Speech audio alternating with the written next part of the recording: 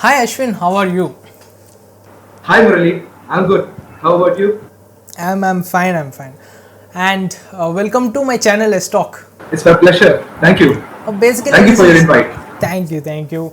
And I would like to tell you that you have taken your precious time, and I appreciate that. Really, thank you so much. And basically, my channel is basically related to Telugu community, and your audience is related to Tamil, right? You belong to Chennai. But there's nothing wrong in exchanging information, and this linguistic barrier shouldn't be barrier for something. So we are breaking that. So I'm doing a podcast in English for the first time, and we shall be discussing topics related to your niche. So uh, please introduce yourself to my audience. So, hello everyone. This is Ashwin Ragav. I'm a startup founder. I'm running a kind of company, cybersecurity based firm called Speclar, and I'm the chief technological officer of Teenvisor. Teenvisor is a community for ambitious teenagers and passionate teen entrepreneurs. And I'm a blockchain enthusiast, and I've been a guest speaker in 7+ events, and I'm a darknet investigator, and I do explore various stuffs. That's superb. That's superb. And my God, you should see his LinkedIn profile once. I'll just add it to here or in description. You're doing such great things at such a young age, and we both share the same age group. And Exactly. you're like an inspiration. I do admire your work, and basically your interest comes into blockchain. Am I right? Yeah. So my field is not related to that. I'm more inclined towards marketing, commerce, and business. I'm interested into that. But there's nothing wrong in knowing new topics. So if you have an opportunity to teach blockchain and Web3 to a four-year-old kid, how would you explain that? Uh, okay. See, blockchain is so simple that you get connected to multiple computers in a secure environment and send and receive data, which is encrypted and also transparent. Okay, okay. Can you give me some more clear understanding on that? Yeah, let me explain in a kind of brief view. Okay. See, for example, if I'm having a kind of confidential information, Okay. if I'm transferring that particular, you could say a file or any sort of data. If I'm transferring that particular data to you, using this particular technology right now, either I'll be using, you could say, social media applications or any kind of cloud storage, right? So the data which I send basically will be transferred to the server which is in the cloud, especially the servers which is run by Google or Amazon or some kind of cloud server. Then that particular server would reach you, right? What if we break the barrier? If the data is directly sent to you in an encrypted medium, but in a also in an efficient way, that would be great, right? There is no intermediates while sharing the data, so that would increase the level of security also, right? Integrity too. Yeah, we discussed about blockchain. Am I right? Exactly. Then what does it?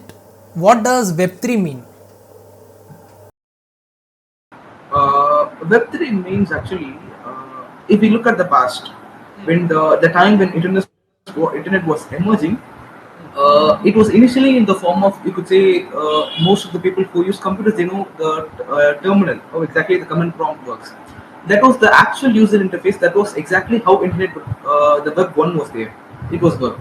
But later, due to the technological development, this kind of web 1 got improved a bit more, and also it was like a kind of, increase in users, and also they made it improve. They made a great significant improvement in the technology, and also it made it easier to access those. So that's the one we shifted to Web 2. So Web 2 is the one, the right thing which we are using right now. Google, Microsoft, Firefox, all the stuffs are in Web 2. If you look at Web 3, transfer of data inside the blockchain network, which is secure, that is called Web 3. Okay. There are multiple apps running on Web3. For example, all the cryptocurrencies are running on Web3. Trust wallet, especially for cryptocurrencies, Trust wallet, Binance, all these kind of yeah, all these kind of companies Okay. use Web3. So I understand that Google, Microsoft Edge, Firefox, all these comes under Web 2. Exactly. And Binance, all the cryptocurrency related softwares and apps comes in Web 3. Yeah, also not only cryptocurrencies. Cryptocurrency is a kind of, it is one such thing that is using this particular blockchain technology. There are multiple things in Web3. You could say NFTs, non-fungible tokens. They are also running on Web3. And also a lot of apps, Sophos, which is a kind of alternate of Spotify, that is also running over Okay. Web3. See, also there is a huge difference in the programming languages. If you look at Web 2, majorly what we'll be using, we'll be using Python, Java, JavaScript, React.js, all these kind of languages which we have currently. But if you look at Web 3, we'll be having Solidity for Ethereum based contracts. We'll be for creating dApps, decentralized applications. There is a different kind of programming languages are also being used in this kind of technology. Okay. Okay. Okay. I have a clear understanding now because I haven't met someone who could explain me this small thing. Okay. I guess it is peanuts for you.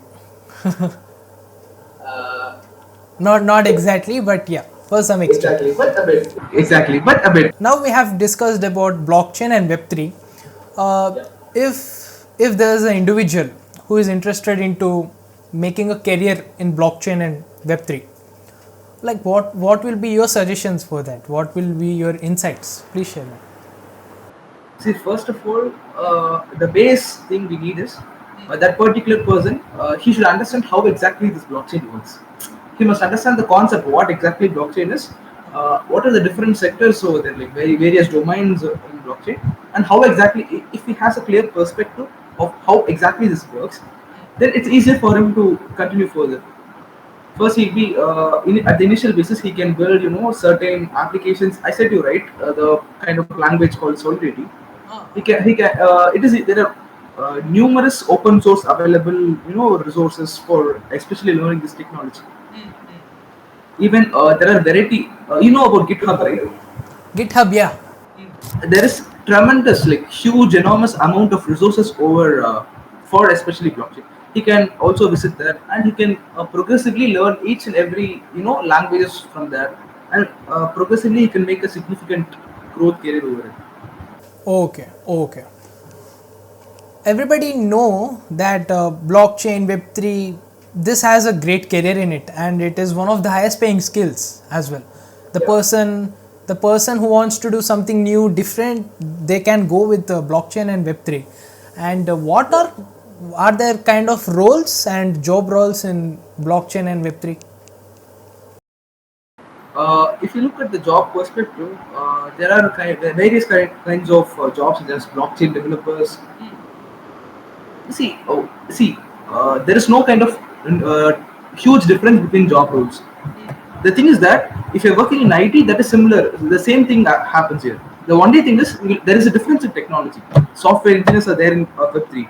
And also web developers are there in Web3. There is no much difference in jobs. But the thing is that the technology used makes a difference. I also see you are a little bit into crypto. Yeah. You last time when we had meeting, guys, he shared me Yeah. that he has a portfolio of cryptos, or like he's invested into it, and he has a little bit knowledge related to that. So yeah, I'm into stock markets from past 3 years. So if somebody asks me related to stock market, and I'm here, like I'll explain them related to options trading and stock market. So I'm not aware of cryptocurrency. I just know about three coins: Bitcoin, Ethereum, Solana. That's it. So it is like, if I want to build my portfolio, I'm planning to build my portfolio by end of this year or next year. What is your viewpoint on cryptocurrency?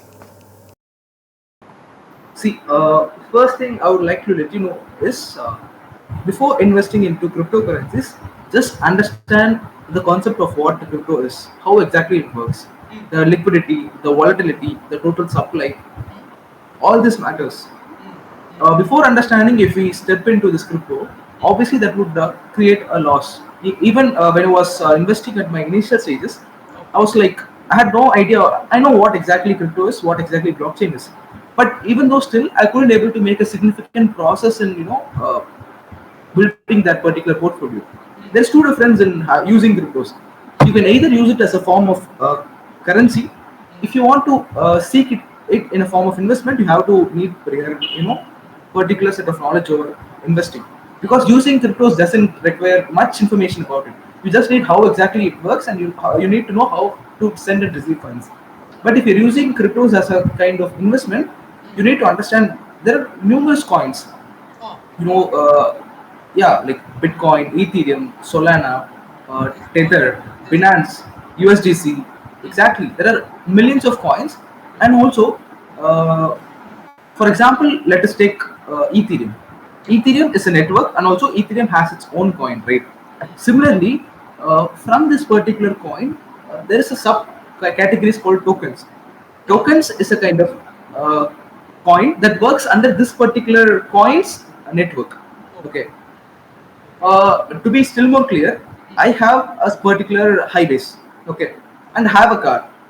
Let me explain in a simpler way. I have a car and I can ride on my particular road. But if you want to ride, but you don't have that particular infrastructure, financial infrastructure to build a road, I can lend you road. That is how it's worked. Like these tokens depend upon this coins mainnet. So like this, there are millions of coins, millions of tokens, especially. Even you or I, we could build a token. All we need is a significant knowledge in how to build that, and progressively there is, even recently, the coin called Notcoin, which was like Telegram's official mainnet. There is a kind of network called Ton. It was booming right now. It is the trend. We have Polygon as well, which is like, that is India's Indian entrepreneur has made that token. Yeah. Am I right? Yeah. So may I know in what coins have you invested in? I was actually asking. Actually having certain amount of bitcoins, uh, a bit on not coins because I do hold. I had a hold of not coins and certain ton. I had USDT. I was using USDT like for the stable source of funds. Okay, well, swapping or doing something for a sort of stable thing, I was using USDT, and I had 8 coin. So these were the 5 coins I was putting. Okay. Now I would like to question you that if somebody comes to me, they'll ask me like, Karthik, we want to get into stock market. Like, tell me what are the best stocks to invest in. So the first question I'll ask them about their risk appetite, how much are they investing, where are they focusing, large cap, mid cap, small cap, and I just ask general questions. If I come to you and I ask you, Ashwin, please help me build my crypto portfolio, what are your questions that you'll ask me? Like, where should I focus on? See, first thing we have to focus in the is the capital or the amount of capital which you're gonna risk, because we can't predict anything. The next second we can't predict. The market may go up or rise. We can do a minimal prediction. That's what we could do with cryptos. Because suddenly there will be a huge demand. Suddenly there will be a slight damn big loss. So first thing is that how much capital are you able to risk first? Second thing, the capital which you invest, you shouldn't depend upon that. You shouldn't depend upon the capital as a source of like the next commitment. You shouldn't keep this particular investment as a commitment. The third thing I would definitely ask is, are you looking forward for keeping this in the stake of a long period or a short Okay, term? okay, okay, Okay. Because there are certain coins that would give you a significant rise, but for over a long term. If you hold certain coins for 1 year or 2 years, that would give a good returns. But there are certain coins that are highly volatile. The prices will be like the graph will be damn good. As you know, since you are also in this particular sector, right? Certain stocks will suddenly rise, suddenly it will drop. So if you are putting such kind of things over here in this particular short term, they have to focus on the particular coin that gives instant returns. But instant returns will also give you instant. Yep, perfect. Like we can even start with a very minimal amount, am I right? Can we start with a minimal amount like 500,000? Can we? Yeah, we could. See, there are the price of Bitcoin is around $56,000. That is one such crypto. But you can either invest in multiple other coins. There are cheaper coins, you could say. For in India, Tron is equal to 10 rupees around, which is moreover, yeah, 10 rupees, I guess, if I'm not wrong. I'm not sure correct. I'm not accurate about this particular value, but it's moreover near to 10 rupees. Okay, one tron is equal to 10 rupees. So similar way, you could invest even if you're having 100. See, there is a minimal, if you're buying it from exchanges, there is a minimal value. You either have to buy for 1,000 rupees or like you either have to buy for 1,500. But if you're using, if your friend or someone is having cryptos and he's using it as a source of currency, obviously you can just swap your money. That is how peer-to-peer works. You can even buy a single coin, or you can even buy a decimal of the coin. And the best part of cryptocurrency and the US stocks is that we can even buy the factors, small units of the Exactly. small units of the coins. Yeah. So that doesn't happen with Yeah, stock market one and bit. all these things. It happens with crypto and US stocks. Yeah. The unique feature of cryptocurrencies is that is fungible, that can be split into multiple parts. We can't one person can't definitely hold one Bitcoin, because that 56,000 grants is a huge money. Even for Americans, that is a huge amount actually. So instead, we could buy it in decimals, 0.001 coin. So we could get a fraction of it and hold it. So there are some coins which can be traded for short term, and there are some coins which can be traded for long term. So in your understanding, what is an overview about, like, should we hold for a long period of time or for a short period of time? See, let me explain. Yeah, it depends upon the market. It purely depends upon the market. We can't predict which coin is going to boom, because in this particular trend, the trend which is right now is, all coins will give a significant pump.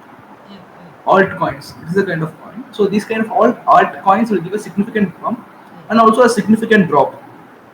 It is highly unstable.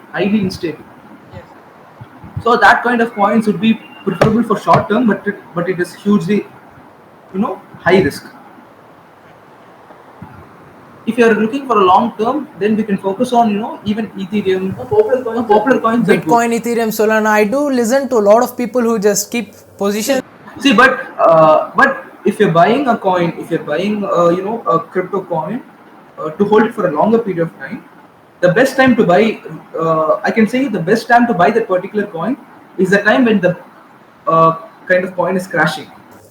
Okay, you even mentioned in our previous meeting that the market is right now bearish. Yeah. If there's a beginner who is getting into this, is it a right time to invest?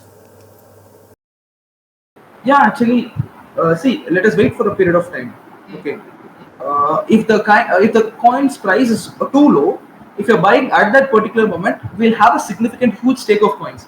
You know, then within a year or a span of 1.5 years or 2 years, the price would be increasing. If you sell at that particular end, that would give you a significant profit. Even I've made a significant profit when I was like during the lockdown time. I bought bitcoins in the pre-lockdown time. Okay, before the period of lockdown, I had a significant stake, and there was a time when the Bitcoin was, it was booming down. I told you that the current rate was $56,000, 56 grams. It went. It was like around 85 or $90,000. So that was like 2x returns. 2.5x returns. Bitcoin's hype was in 2020, and after that again the market came back to its original position, and again it had a spike, and again the market came down, and again maybe can we expect another spike by this year or next year? See, most of the people who are in this particular crypto ecosystem, what they predict is there might be a kind of spike by the end of this year, if not by then next year, by the end of this year, if not the early months, either by Jan or Feb of 2025. According to you, what is the future of cryptocurrency? We can't predict the market.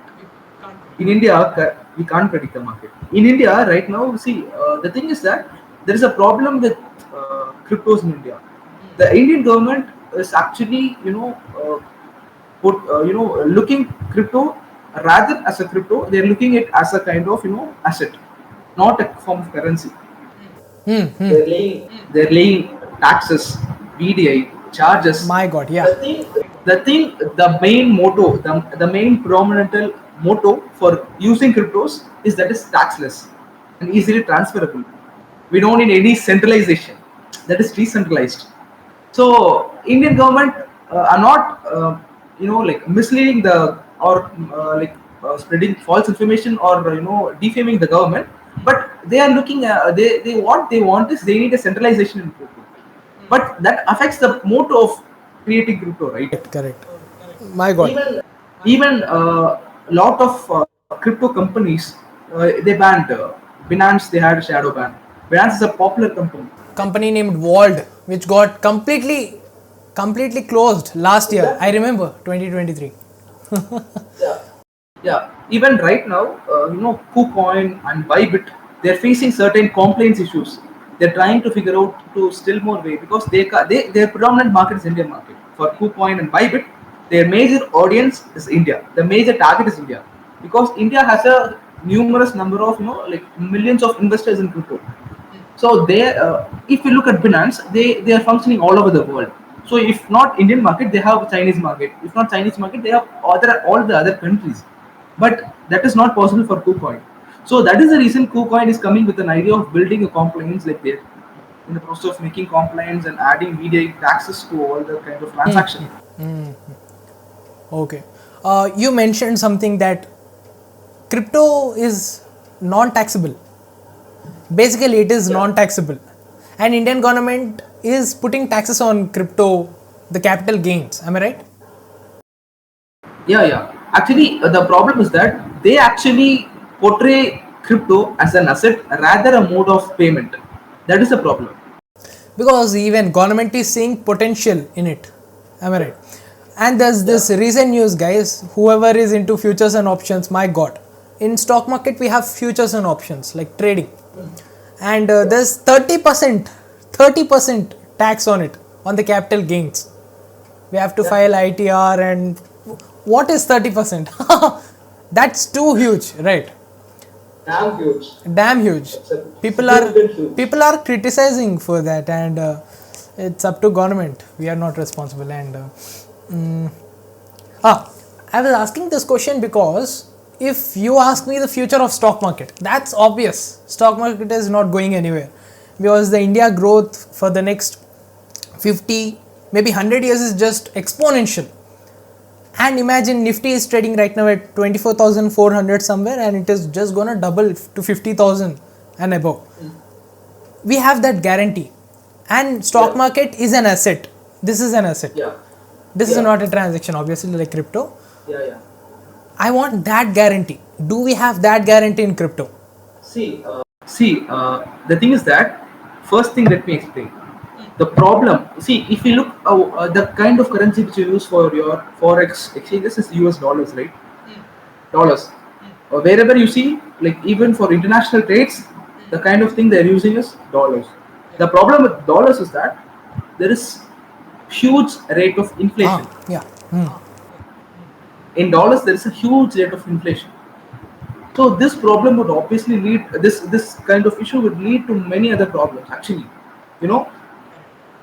Also, in Indian government, see, in the government of India, all the notes, currency notes which we use are just promissory notes. It is a kind of note that has just a promise. That promise gives us a value. But if you look at US dollars, that is not promissory notes. That are actual notes. they hold a significant value. The US government cannot, ban that particular note or currency. If you hold that in 1990 and if you have that particular currency right now, it still has a value. Correct. Yes, yes, perfect. See, there is a kind of rule which is followed all over the world. See, the World Bank holds the kind of whole stakes of gold. Okay, depending upon the gold you have, the countries, like if we are having 100 kg, I'm giving an example. If our country is having 100 kg of gold, we are allowed to print currency only to the equivalent value of the gold we have. Okay. But US government is not exactly doing that. They are printing more. They don't like, even they have a significant gold stake, and they are also not like exposing the kind of gold they have. But even though they are printing a They're lot, just printing, there's a printing, huge printing, inflation. There's a printing. huge Yeah. inflation. And US Yeah. government is into bankruptcy. US government is bankrupt. Yeah. Right now, US government is bankrupt, and it was mentioned by Robert Kiyosaki, who was author of Rich Dad Poor Dad book. And he criticized the present government because it turned the entire nation into bankrupt and all these things. Okay. Now that we have got a little bit information related to crypto, that guys, there's no such guarantee in crypto. Anything can happen anytime, right? So I even met in these past 4 years, when the starting of the hype from crypto till now, I met so many people who use crypto like they're just into trading part, and they don't show interest on stock market. I don't know why, because that the boom that they have seen, they expect that boom to happen with them also. See, the thing is that in stock market, there is no instant boom. There is no like, you can't get 300 profit, 300x profit, or 200x profit, 100x profit at an instant rate. You can get, but it takes you time, certain time duration of 5 or 6 years, and it may be still more, like it might go on. But in cryptos, anything can happen, right? So there might be an instant pump of, like, you could instantly get 100x profits. That depends upon the way you invest, the coin you invest, the time you invest. All these factors depend. So for stock market, we have NDSL and CDSL, which basically stores our shares. Like the shares that I have bought, all those are stored in that. So if tomorrow there's a brokerage which I'm using, the broker, it gets shut down or banned, I'll have my shares registered in NDSL and CDSL. They'll take care of mine. Explain me about who take cares about all the crypto, all these things. If you buy some units in cryptocurrency, who is going to take care of that? See, the way it functions actually, that would define you. Okay, the thing is that if you're buying a stock, that would be handled or stored in that particular broker, right? So that is not going to happen in crypto. If, for example, I'm having a wallet, there are two types of wallet. First one is cold wallet, another one is software wallet. Software wallets are kind of applications which we use. Okay, cold wallets are hardware, physical wallets. Okay, if you're buying a crypto, for example, if I'm buying $1,000 worth of USDT stable coin, tether coin, okay, and if I'm having it in my wallet, the coin is stored under my particular wallet, under my address. And if you're opening a crypto wallet, you'll be given 12 different words. That words are unique, so you'll be holding that word. Even if your device is lost or everything is completely gone, with those 12 words you could recover your funds. And if you think how, like, people might think how 12 words, like 12 to, it differs upon the wallet. Okay, 12 to 24 words, how 12 words could be same, like there is, how could it be, people have a confusion, right? But if you look at the possibility, 2024 words are there. Like in the normal, if you're 12 word phrase, 2024 words are being used. There are millions of possibilities. There are millions of kinds of possibilities can be made using this that 2024 words. So nobody can hack it instantly. That is not gonna. The algorithm itself is kind of still more complex. So even if everything is gone, your device is gone, your wallet is gone, everything is completely gone. Even the particular company you're using, if you're using Trust Wallet, if the Trust Wallet is gone, if complete test was being shut down, you'll have the 12 or 24 words, right? With that 12 or 24 words, which using that particular phrases, either in another kind of wallet which supports that, we could easily able to import your wallet and take your funds back. Since that is the benefit of the thing which is operating in blockchain, if I'm sending you directly, you hold directly, I hold. That is the reason. Okay. We have come to an end of cryptocurrency discussion. I guess you have got a little bit insights related to it. And now I'm going to discuss. So let's discuss about cybersecurity. Like you're properly meant for that, and Yeah, cybersecurity is my passion. I'm also on a way to convert that into a fully functional profession. easy. So tell me the first time you came across cybersecurity and your first your relationship with cybersecurity. See, when I was around the 8th or ninth grade, like, I used to watch a lot of movies. I was a movie freak. I would watch. I'm a Marvel fan. I'm a DC fan. I would watch. I would love Hollywood movies because the way they convey their, the cinematography would be damn great. So subconsciously, when I was like into scientific or fictional movies, I saw certain characters were like using computers, breaking into systems, doing malicious activities, or certain movies portrayed that hackers are they're like kind of superpower.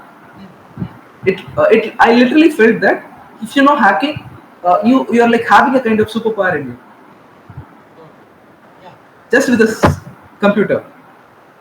That created a sense of damn big curiosity to learn it, a big desire to find what is it, to explore what exactly it is, whether it works or it doesn't. I didn't think of that things. What I wanted was at that particular time, I just wanted to know what hacking is, and I wanted to do it because that is a superpower for me. That was my kind of intention when I was like watching the movie. After watching the movie, I don't have any proper guidance to explore because I was like average ninth grader. What the kind of mindset a ninth grader or tenth grader would have is they have to focus on their academics because the society, the peer pressure they have is their full focus must be on our academics. But what I wanted is like if everybody are doing good at academics, there are like millions of guys who are reading the same textbook and getting 90 plus in the academics. But what makes you unique? What makes you stand out of the crowd? That speaks about you. This is perfect. And okay, you also have had some experiences with cybersecurity. You have worked with multiple firms with relating to cybersecurity. So this is a funny question that we see in movies. Yeah. That person just types something, and there's something going on in the screen. And for me, hacking is that. Does it Okay. in real? Does it happen like that? See, the problem with the cinema industry, the movie sector is that they glorify everything. They literally glorify it. What you see in movies doesn't work actually. You know, uh, Movies show a bit of hacking. What they do show in movies is actually it is real, but up to a level extent. That is possible even with a system, and if you're able to find a vulnerability over a system, you can hack it. That is possible. Everything you see in movies is possible, but at a certain criteria it exists. You are an ethical hacker. Yeah. You are an ethical hacker. So, what does an ethical hacker do? An ethical hacker does securing systems, finding vulnerabilities and reporting that particular vulnerabilities to that particular companies to ensure the proper management of the particular data, and also prevention of malicious activities, securing the kind of network and also the computers, the data, the sensitive data, and building a better system for the particular company in terms of security. Okay. Okay. There are two types of hackers. There are people Yeah. who use it for a good purpose. Hey, like most of the people know that there are only two kinds of hackers: black hat, white hat, right? But if you have a, let me be still more specified. If you have a deeper look of types of hackers, there are actually 7 to 8 types. My God. Okay. The way they function, the way they operate differs. Actually, Okay. there are social act. There is a kind of group called hacktivists. Their particular motto is not financial gains. They just do hack for social impact. Just for creating a social impact, they do hack. They are called hacktivists. There are white hat hackers, as you know, they are kind of ethical hackers. They are white hat. Black hat hackers, they are the cyber criminals. They do malicious activities. Grey hat is a kind of hackers. What they do is they are also involved in malicious activities, but also sometimes they would help the government to secure or find some solve some cases which are related to cyber crimes. You have even worked with government, Yeah, and government is also showing interest on it because obviously there's a cybersecurity war going on that nobody knows. exactly. Exactly, there's so much going on inside the world, and that is cybersecurity. So how are The you? the perspective we have is binded by it is like enclosed by the news only the channels portrays it.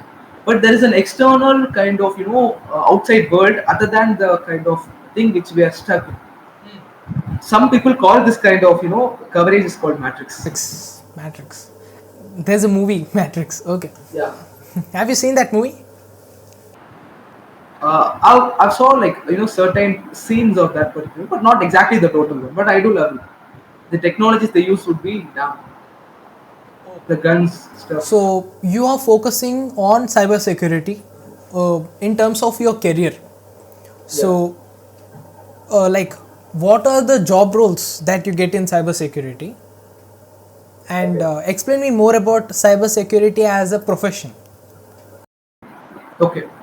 See, if you look at the domains available in cybersecurity, there are numerous domains. People, there are web application penetration testers, cloud penetration testers, there are network penetration testers, there are hardware and IoT penetration testers, there are, blue teaming, and there is a sector called blue teaming where particular motto is to defend, building firewalls, analyzing the logs, IP logs, and, ensuring that there is a secure transmission. They're completely on the defending side. They have like intrusion detection systems and SOC 1, SOC 2. There are numerous kind of domains, and also there is another kind of job opportunity called cyber forensics that has a vast. I think you are aware about forensic science, right? When there is a crime scene, people used to investigate. Yeah, yeah, yeah, yeah. But what they do is they just focus on the kind of physical stuffs over there. But if there is any kind of devices, real-time devices, either mobile phones or laptops, they would need a dedicated cyber forensics expert to analyze that. Cyber, because if I send you a message and if I instantly delete that, and if I broke my phone, there is a kind there will be a mystery, right? Who had sent that? Do I actually send that? Because there is a technology in hacking black hat hackers use it. So if you're having a mobile number that is unique, right? Your mobile number is unique, right? What if I call some other person using your particular number?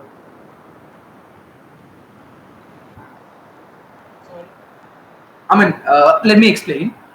See, basically, according to normal people's judgment and their mentality, okay, each and every kind of SIM number, the number is SIM, like mobile number is unique, right? People can't get two SIMs right with the same number. That is not possible at all, to be frank. In the But there is a kind of technology called call spoofing, caller ID spoofing. Using that particular technology, we could able to use internet's technology, manipulate certain amount of data, like the data. When you initially when you make a call to me or when I make a call, a small amount of data would be sent to you. That is the data that identifies which mobile number is this. That particular data can be manipulated, and if so that practically I could call someone using your number without your consent, without your zero interaction. I could able to call. And if I'm making a serious crime with that particular thing, what they would investigate? Bro, you did No, that, right? you did that, right? Yeah, That's how it I'll become portrays. That a is how it culprit. portrays. I'll become a goat then. Goat. Yeah. And yeah, There are, this is a very serious issue, right? Like data selling data yeah. leak, all these things. Like Data breaches. there are things like, yeah, the certain newses which come to people, and there are also plenty of things going behind that nobody is even aware of. And I have this small doubt. When we see in WhatsApp, we have this end-to-end encryption, that whatever discussion happen between us, it will be between us. And I also got to know that it can be also accessed by some other important organizations related to government. Yeah. Is it real? End-to-end encryption, can we believe in it? Uh, Let me explain. Uh, until right now, the right moment, the any system which is made or which is built or created is not secure. Any technological system is not secure. Everything has vulnerabilities. Everything is exposed to cyber threats. So it is a bit safer, but not 100%. The end-to-end encryption is not 100% secure. Hey, there is a specific sector, actually people who do work in the, cyber cell departments, right? Law enforcement agencies, right? They do have special access for certain portals, especially from, companies such as Meta. Uh, because when I was into investigating certain, like kind of cases and kind of things happening over our particular India, I got to know there is a special portal meant for law enforcement agencies. Only law enforcement agencies could access that portal. Okay. So using that portal, for example, if you're having like if you want to access like your current location, where exactly your particular device is being, I can just have your Instagram. For example, if you're taking Instagram, if a particular person is committing crime using Instagram, I can just take his ID, and if I just enter his ID, even though if that particular account is deleted, blocked, or anything, using that particular ID, we could get his exact location where he is, the number which he used for creating that account, and also his information, such as the regions he like I'll be posting certain stuff. For example, if I'm using social media, I would be posting the locations where I went, the places where I went. All these locations are a kind of a map where it would create a radius of where exactly that particular criminal would be. Using mobile number, if you contact the internet service provider using that particular number, you will get the Aadhaar of that particular person. And using Aadhaar, you locate that particular person's address instantly. Similarly, for India, this technology using Aadhaar. But if you look at US, there will be SSN, Social Security Number, which is a kind of Aadhaar for you Americans. So using that, they could able to track that particular criminal within within a hour or within 2 hours span. Okay. Okay. Last time when we met, yeah. you shared some interesting, fascinating stories related to data. Yeah. I have shared a quote, right? In today's world, the person who has the biggest data is like the king of this world. Exactly. It is not related to war, it is not related to politics, economics, it's only data it is running. And the dangerous thing is that data leak and selling data of ours, and that too done by such big monopoly companies. I will not take name, but you understand, right? Yeah. Can you share that few creepy stories like you have shared it to me? See, in this today's generation, in this era, in this technological world, information is wealth. The data you have is wealth. Uh, people might be fascinated, like what exactly they're going to do with my data, because I don't have nothing, right? What they're going to do with my particular data? There is no use. Even if my data is being leaked, nothing is going to happen. People used to think that, but people are unaware, especially in our Indian society. A lot of people are unaware about what exactly this, the potential risks this would create. Exactly, there are, a variety of crimes taking place in the sector of data. People might think that just data, right? But this would lead to variety of crimes. Financial crimes, identity theft. Also like, for example, let me explain you one particular incident which I was encountered a year ago. I got to know that there is a kind of forum over darknet. Darknet is a site, like people are most are unaware. It is a kind of place. It is a kind of black market. People do use it. Certain terrorist organizations do use it, and certain government agencies also do use it. And one thing he shared me that it was founded by the US Navy Yeah. for all ethical things, to know important secret information, share all these things, and slowly Yeah. slowly that it has become Uh, completely polluted, and currently it is the also. reason. the main motto behind creating this particular technology is to send and receive secure communication. But later it was like, yeah, confidential data such as the trade secrets, the military information, the internal stuffs related to our politics, government stuffs can't be shared using our particular Correct. data. So that is the reason they created it. But later, when time passes on and on, it was being damn misused by all the kind of criminal organizations.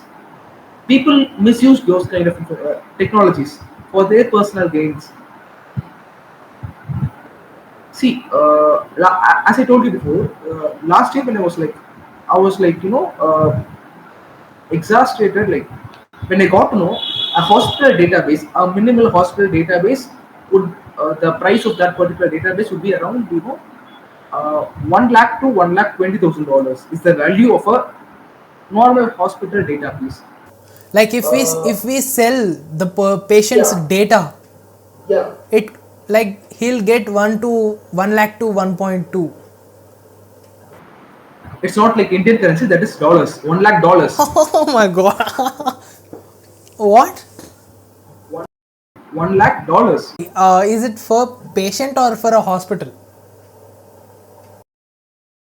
No, a patient doesn't sell the data. No, no, no. Like it's not like that. No, no, no. See, let me explain. Let me explain. It is not like a single person's data he's selling. That is not like that. It is a kind of the database, the all the records of the patient, the particular hospital they would hold, their softwares would hold, their CRM, their particular internal systems would hold that. If one person is able to hack that particular hospital, obtain the database, he could sell that of this database for around 1 lakh dollars. People might think, what's the use of hospital database? But certain, in medical industry, in the healthcare industry, certain drugs can't be purchased without the prescription of the doctor. You can't, if you're going to pharmacy, you can't get a drug without a prescription. That is illegal. Only if the pharmacist, he will give you the drug depending upon the prescription. Once he validates the prescription, he will give you that. All these kind of malicious groups, what they do is they use this data, purchase drugs online in the name of this particular patient, sell the drugs to another kind of, they do drug trafficking, earn millions over there. Now, who is the culprit? The point. According to the company, see what that particular company, particular, the medical company, they're selling drugs. What they do think is patients they're just getting, that's it. But they doesn't know that this particular intermediate person is using this identity, and he's doing identity theft and buying drugs, and he's trafficking the drugs and for financial gains. This tremendous kind of illegal malicious activities. Yeah, you even mentioned that like after selling the data, those people will use the like photo and they'll sell it. They'll sell it to the outer side. Yeah, like even there are kind of financial crimes actually. People do is, yeah, like people, there are numerous apps that gives us instant loans right now. Just you just need your data, and with using online you can just get those loans, instant they'll be instantly crediting that particular amount to your bank, right? These people, what they do is, uh, if you see the potential data leak, that particular leak would contain, for example, if it's an Indian company site or a kind of hospital database or something which is related to fintech or finance based site, they will have Aadhaar, PAN, documents of that particular person, plus all the information regarding that particular person, right? I think you are aware about the emerging risk of deepfakes. Yes, yes. Thanks. Yeah, yeah, yeah. People see in India, all the kind of banking finance applications, they primarily use KYC, right, for the sort of authentication. But using deep fakes, there are certain softwares which can be used to manipulate our particular face into the other face, so that we can easily bypass the KYC verification and instantly get approvals in the loan. So millions of dollars are being robbed in terms of these loans. What that particular company would think is that if you are the victim and I'm using your data to get loans, the company will come and approach you. But they doesn't know that it's not you, it's me. They'll have certain proofs that you are the one who got the loan, but it's not Because it's actually you. my face, but back of me, Yeah. there's so many things going on. Yeah. Yeah, today's teenagers, they're unaware about posting stuff on social media. Just 2 seconds is enough, like a minute is enough to swap your face with another kind of content. That would lead to major problems, defamation, even threats, blackmails are being received by people. What there are certain cyber criminals. What they do is they actually defake this with some kind of adult content, which is not good at all, and they do threaten that particular person that I will spread this content so that you have to. They'll ask for ransom. That's what this they just blackmail using that particular image and they get funds. Yep, yep. I understand. And If you look at the crime industry, it is vast. They're always a step ahead of us. this was one of the short stories related to the crimes that are happening, and how is government taking action into it? See, the Indian government are taking certain steps to ensure the safety of the citizens, but according to in the perspective of a cybersecurity researcher, these kind of black hat hackers, the criminals, are a way much more ahead of us.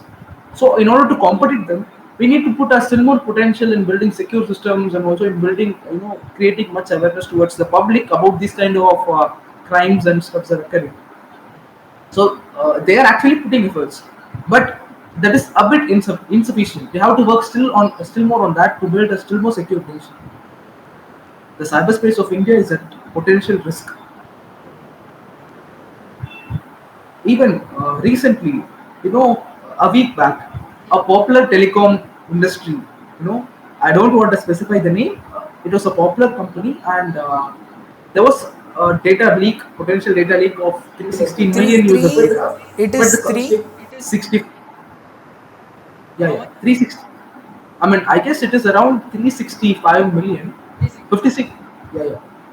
But the company refuses that is not happening. They just within 2 days the company gave an announcement that there is a fake. There is a fake kind of application.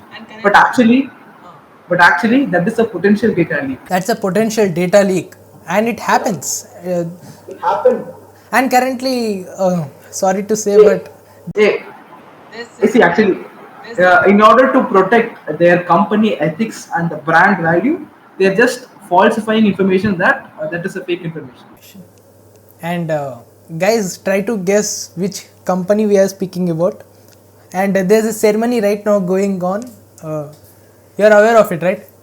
Yeah, yeah, yeah. Yeah. Everybody knows this. With social media, everybody is getting to know, and like these are certain small things leaks about this information. Who does leak all this information? Because the company doesn't come and tell that we are leaking this data and all these things. Yeah. Yeah. See, there are tremendous number of criminals, especially black hat hackers. What they do is, if I'm a hacker, just assume I'm a black hat hacker. You're running a company. What I do is, I would hack for my financial gains. I'll just hack your data and I'll just post over there, and I'll advertise that I have this data. I'm selling this data. I would advertise it in order to gain, seek the funds. So that would spread. The information would spread from that particular site to different. Like kidnapping the data and like threatening that we'll share No, the. no, no, no, no. It's not like threatening. They don't do that because that is not secure. If you're calling and threatening, that wouldn't be appropriate. What they do is, see, not.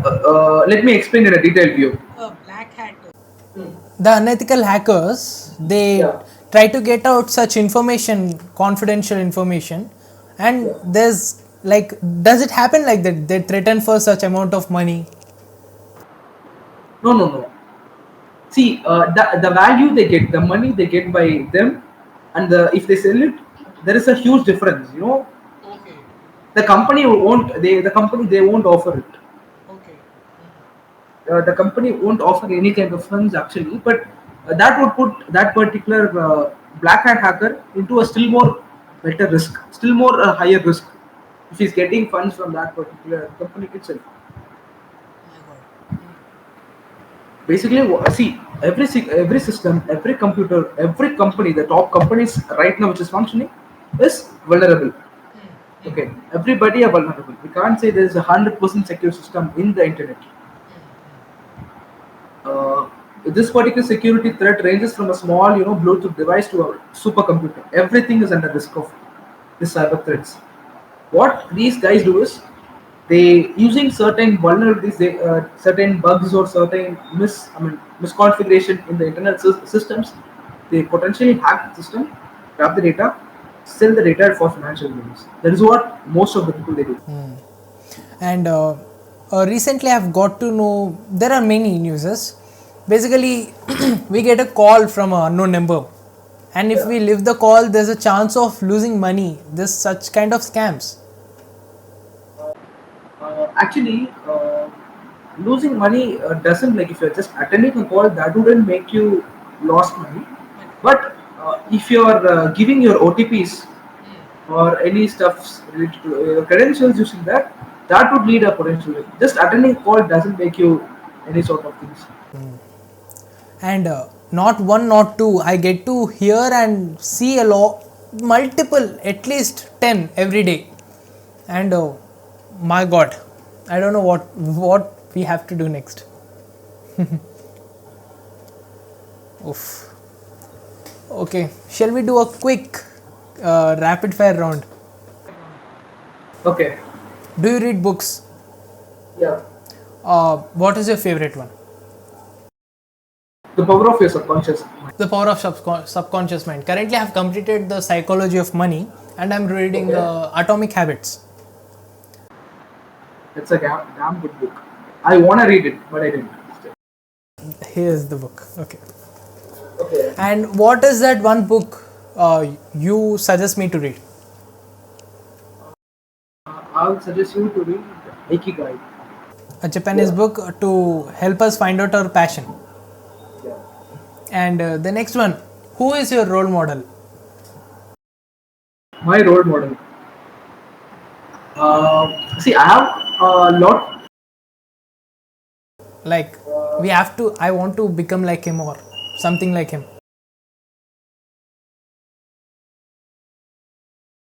APJ Abdul Kalam. Oh, that's great. That's good.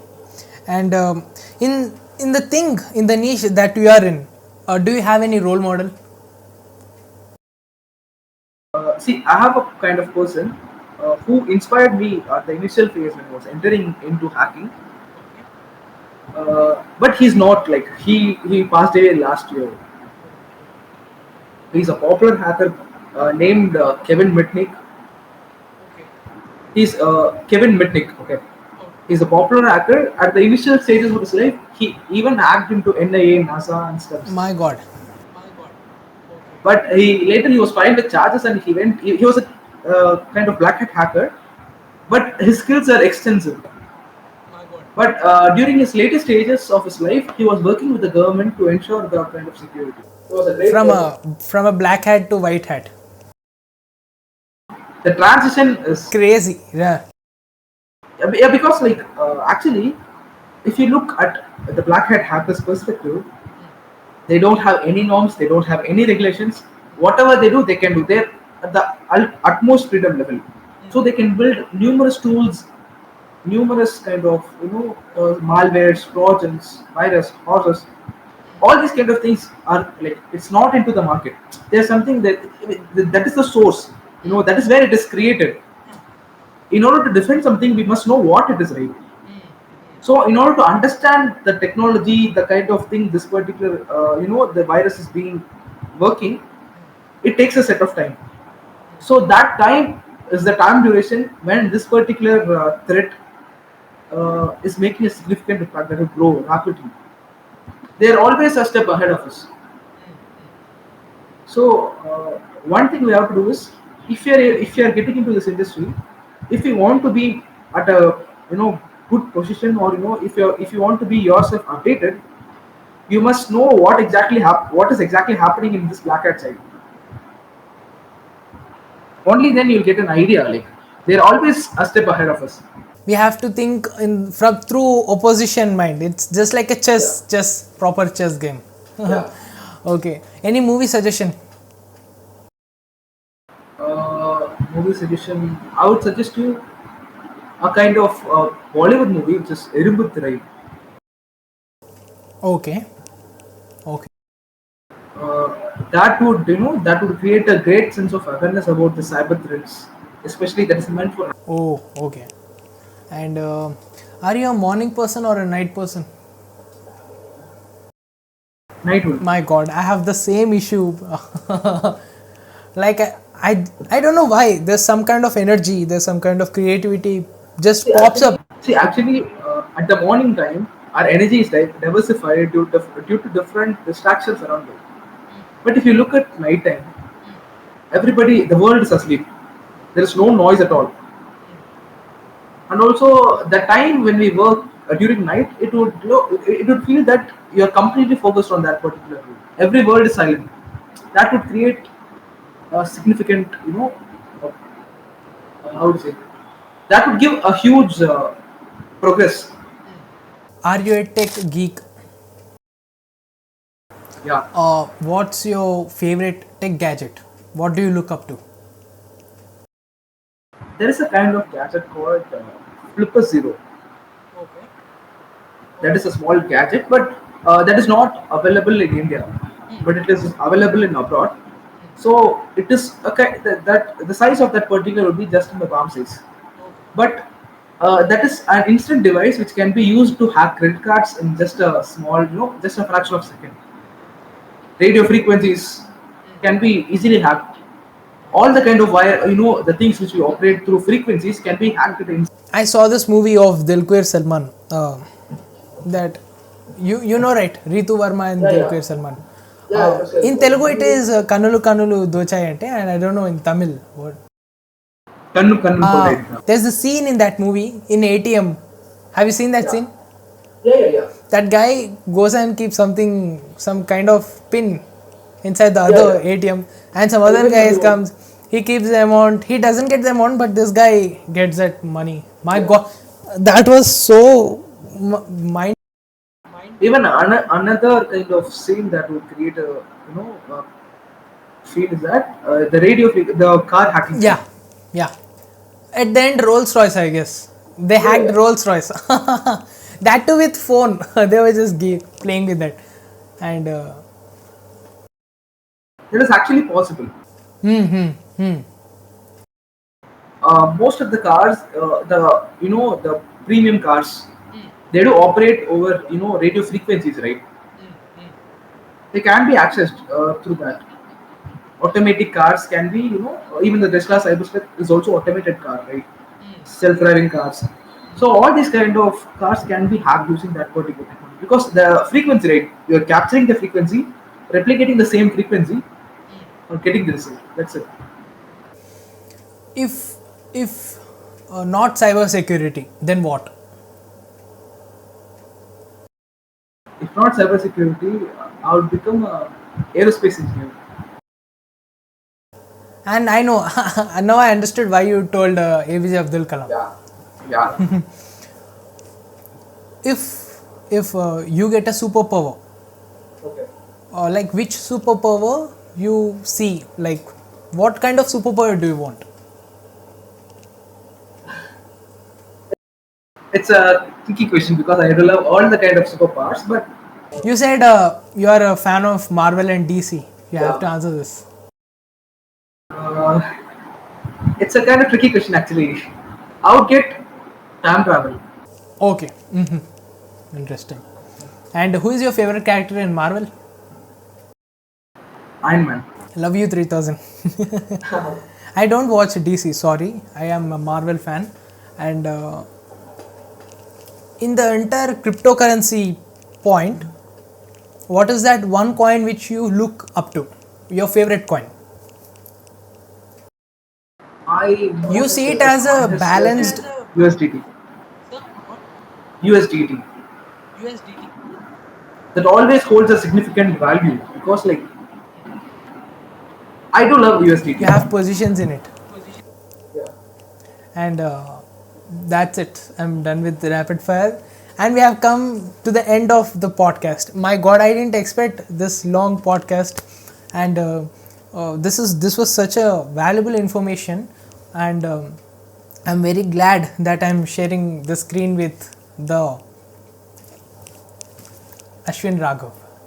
Thank you so much for taking out your time and coming onto your channel and giving some special insights for our viewers.